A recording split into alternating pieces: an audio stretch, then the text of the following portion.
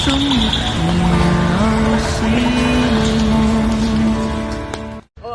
nandito kami ngayon para sa isang misyon kung bakit naubos yung puno natin dito sa Bicol. Operation Balik Guba!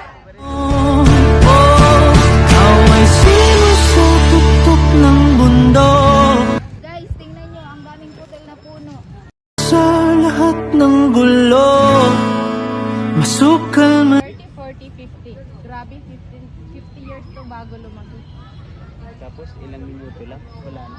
Yung illegal logging, putol lang putol kahit bawal. Walang permit, walang tanim-tanim.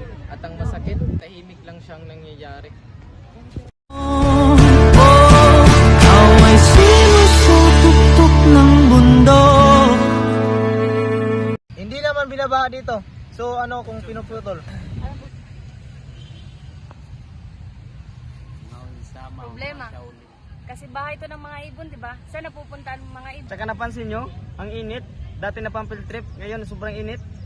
Yung bukal nga sa taas, sabihin na sa gitna kapilula, wala nang ugat na nag-iipon sa tubig.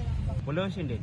Puno ang sumasala sa usok at alikabok. Kung wala sila, diretso sa bagat natin. So gets nyo, hindi lang baha, unti-unti tayong ninanakawan ng hangin, ng lamig, ng tubig, ng buhay.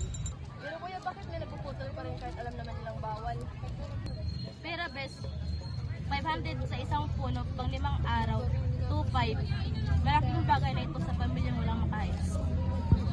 Tama, hindi natin sila aawayin. Minsan, biktima lang sila ng sistema. Yung aawayin natin yung bus dahil sila yung nag-uutos, bumibili ng tulinadang truso. Sila yung yumayaman at tayong naubusan. So anong laban natin? Iinan lang tayo versus mga mayayaman. 15 tayo ngayon, baka bukas 30, next week 100, start lang kailangan. Hindi kami DNR, hindi kami pulis. Mas lang kami.